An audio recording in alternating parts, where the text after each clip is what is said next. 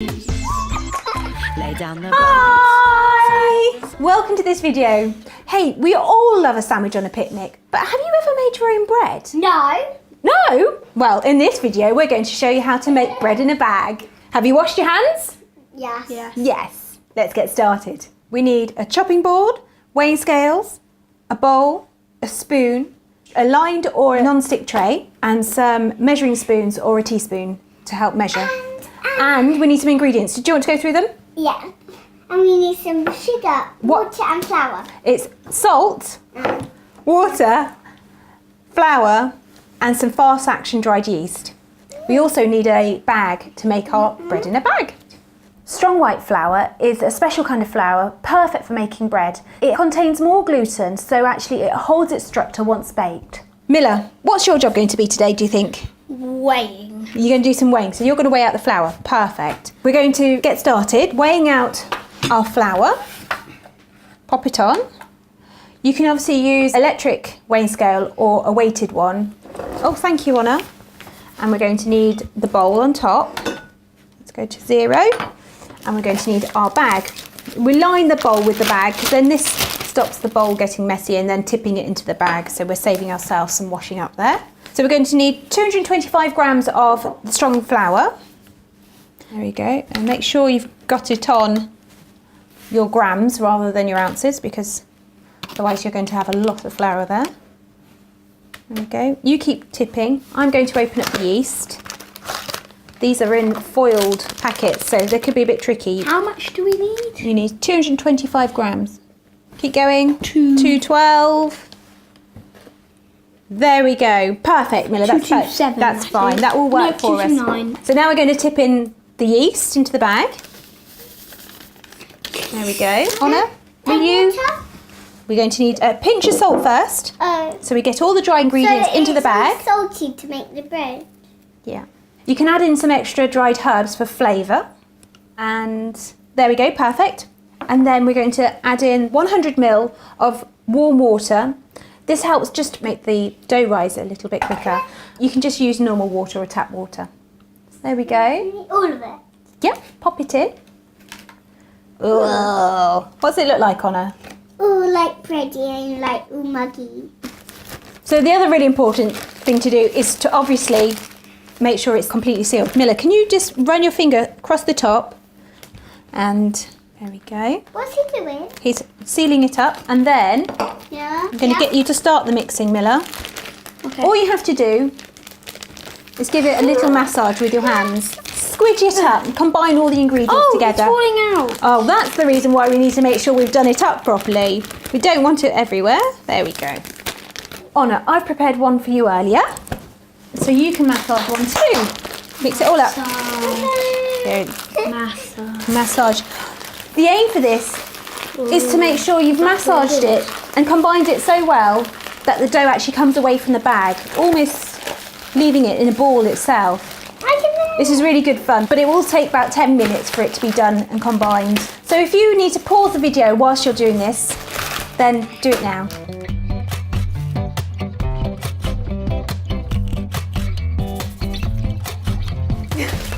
When it's not sticking to the bag, we know then that it's ready. Is yours nearly ready yet? Yeah. Is it? I don't think so. You've got a bit more to do. Shall we give it a little more of a mix? Keep going, Miller, you're doing really well. Oh, that's good work, Miller, I have to say. It probably need a few extra minutes until it looks something like this. So, this is all mixed in. We flour the board just so it stops the dough from sticking to the surface, otherwise you're going to have it stuck to your hands and then stuck to the chopping board, and you won't actually have any to make the bread rolls with. So, pop that up. There we go. Right, so it's coming away, as you can see. It's a little bit sticky. Oh, it smells yummy. Can you smell it? That's the yeast in there. It gives it life. The yeast is. Oh no, it's all stuck. So you mean it's going to come to life? Well, it does actually. You're right, Miller. It does come to life. In the fact that it gets bigger and bigger and fatter thanks to the yeast reacting with the water and the flour. Yeast. So, Miller, Honor, if I can get you to then separate it into two balls. Oh. roll it into a ball for me, and then split it into two. And then roll those individually into a little ball as well. Anna, can you split that into two pieces? And then we need to make those into two balls. How do I do it? How do you do it? This is what I do. I would squeeze it in the middle and give it a little wiggle. And then, really easy peasy like that. Do you want to have a go? Is that? Let's mix it into one again. Right, squeeze it in the middle. And give it. That is perfect. We've got a non-stick baking tray, so we can pop them on there, or you can use a tray with lining paper. There we go, and pop them on there. And then we're going to wrap them with cling film very loosely over the top. We're going to put this somewhere warm to let them rise for about 40 to 60 minutes. And while that's happening, let's press pause.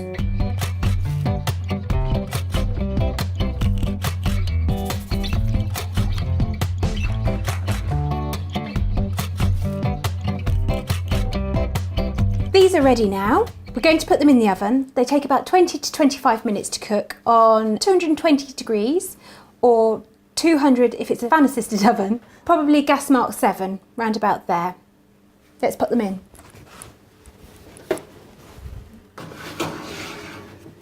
There we go.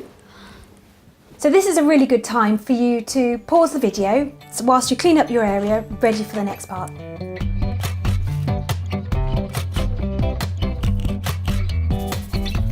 So we've cleaned up. Shall we check if the rolls are ready? Yeah. Yeah, let's have a look. This is best done with a bit of adult supervision, obviously, because the oven's incredibly hot. Oh, it smells delicious.